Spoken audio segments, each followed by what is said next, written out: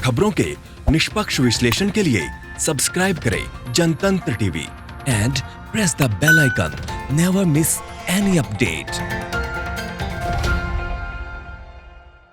मध्य प्रदेश में कोरोना मरीजों की संख्या लगातार बढ़ती जा रही है।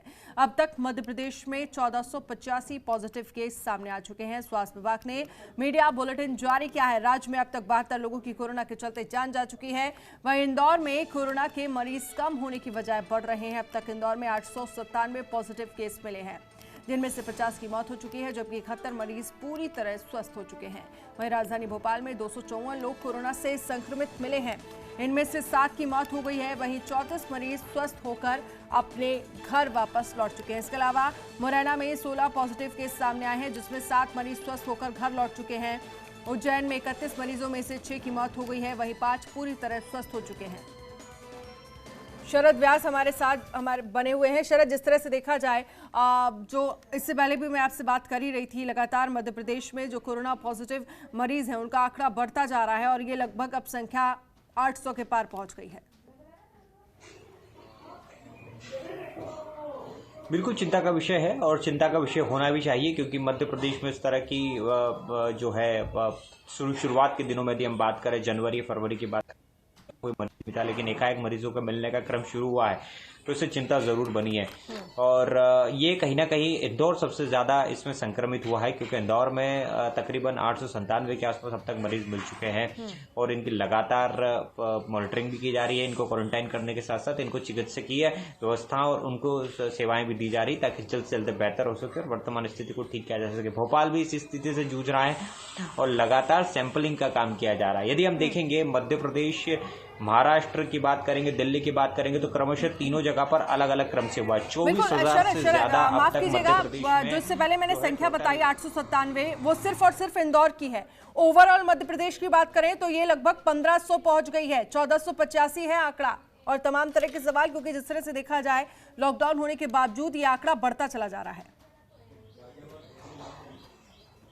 बिल्कुल, देखिए मैं वही उसी बात की तरफ इशारा उसी बात की तरफ ही पहुंच रहा था। जैसे कि जिस तरह से 24,000 के आसपास लोगों की यहाँ पर टेस्टिंग की गई है, उस टेस्टिंग में तकरीबन 1400 से 1500 के आसपास अभी तक पॉजिटिव मिले। इसके अलावा 1600 ऐसे केसेस है जो नेगेटिव मिले हैं और बाकी जो केसेस की बात करें तो वो अभी भी रिजल्ट उनका नहीं निकला है। उसी तरह दिल्ली में भी देखें, तकरीबन 19,000 के आसपास, 19 से 20,000 के आसपास वहां पर टेस्ट हुए हैं, जिसमें वहां पर 14,000 के आसपास नेगेटिव है। उसके अलावा 2,000 वहां पर पॉजिटिव केस मिले हैं। उसके अलावा अन्य जो है वो किसी प्रकार का उसमें कोई वो नहीं है। महाराष्ट्र में भी तकरीबन 70,000 से ज्यादा टेस्ट हुए हैं। ऐसे में तमाम देश के राज्यों की बात करें तो सभी जगह स्थिति है। मध्य प्रदेश में भी यही हालात है, लेकिन मध्य प्रदेश में आने वाले समय में टारगेट ये है कि ज्यादा से ज्यादा और टेस्टिंग की जाए। रैपिड किट की यहाँ पर बुलाया जा रहा है, ताकि 1 लाख के आसपास ऑर्डर दे रखा है। जल्द से किट आ जाएगी, ताकि 3 से 4 घंटे में उसका रिजल्ट आ जाएगा।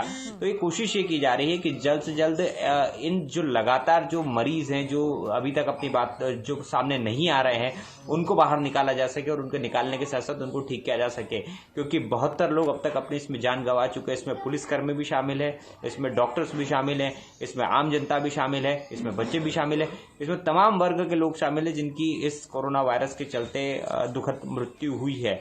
और एक बड़ी संख्या में गंभीर मरीजों की संख्या भी अभी मध्य प्रदेश में मौजूद है। और कई आंकड़े और कई विशेषज्ञों का मानना भी है कि यदि इसी तरह से लोग अपनी बीमारियों को और इस तरह के कोरोना को छुपाते रहे और लगातार इस तरह से बाहर आते रहे, तो आने वाले समय में आंकड़ा और ज्यादा बढ़ सकता है।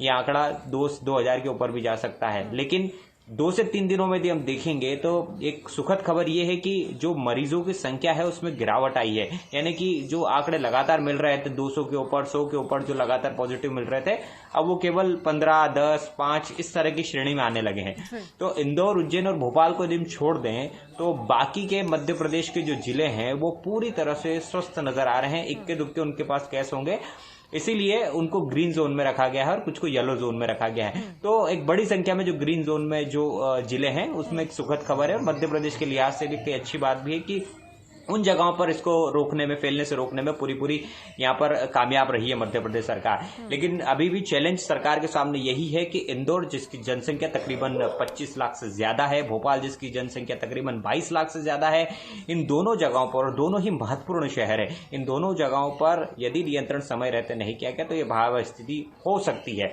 इसीलिए शायद ये मंत्रिमंडल का जब पूरा विस्तार हो जाए, गठन हो जाएगा और गठन के बाद फिर जब जिम्मेदारियां यहाँ पर मिलेगी तो कहीं ना कहीं तेजी से काम दिखाई देगा मध्य प्रदेश में होता हो। और जो आंकड़े जो हम देख रहे हैं वर्तमान में, जो जनतंत्र टीवी के दर्शक देख रहे हैं जी बिल्कुल, जिस तरह से देखा जाए शरद, अगर हम लॉकडाउन 2 की बात करें, मॉडिफाइड लॉकडाउन 2, ये जिस तरह से देखा जाए तमाम कुछ ऐसी जगह हैं जहां पर रियायतें मिली हैं किसानों को, कि अगर हम बात करें जहां पर ये कहा जा रहा है कि कृषि से जुड़े जो भी काम है उसको लेकर छूट दी जा रही है, तो उस स्थिति को देखते हुए मध्य प्रदेश सरकार कितनी तैयार है?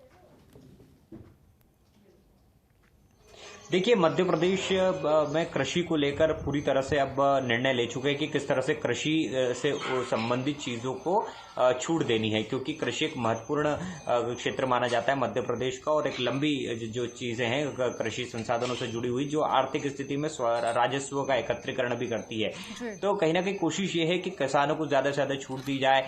जो फसलें खड़ी हैं, क्योंकि लगातार बेमौसम बारिश हो रही है जिसकी वजह से फसलें खराब हो रही है, तो उन फसलों को काटने का उन्हें मौका दिया जाए। इसके लिए मजदूरों की जरूरत पड़ती है, तो मजदूरों को किस तरह से वहां पर एक्वायर किया जाए और एक्वायर करने के साथ साथ किस तरह से उन्हें उस काम में लगाया जाए, तो तमाम व्यवस्थाओं को यहाँ पर करने की कोशिश की जा रही है। अभी हमने 2 दिनों पहले शिवराज सिंह चौहान ने घोषणा की कि जो प्रीमियम है, जिनकी फसलें खराब हुई, इसके लिए उन्होंने 3,000 करोड़ रुपए का प्रीमियम भरा है उन्होंने बैंकों में, ताकि जो फसलें खराब हुई उसका बीमा जो होता है, उस बीमे की रकम उनको किसानों को मिल जाए, ताकि किसी प्रकार का इस कोरोना में उनको नुकसान ना हो। तो किसानों को लेकर या फिर आर्थिक गतिविधियां जिसे कहते हैं, वो मध्य प्रदेश में संचालित होना शुरू हो चुकी है। हालांकि इसको बहुत बृहद स्तर पर ना करते हुए इसको केवल शुरुआती स्तर पर और एक छोटे स्तर पर शुरुआत की गई है, जहां पर हर तरह की गाइडलाइन का ध्यान रखा जा रहा है जो सेंट्रल गवर्नमेंट की तरफ से दी गई है।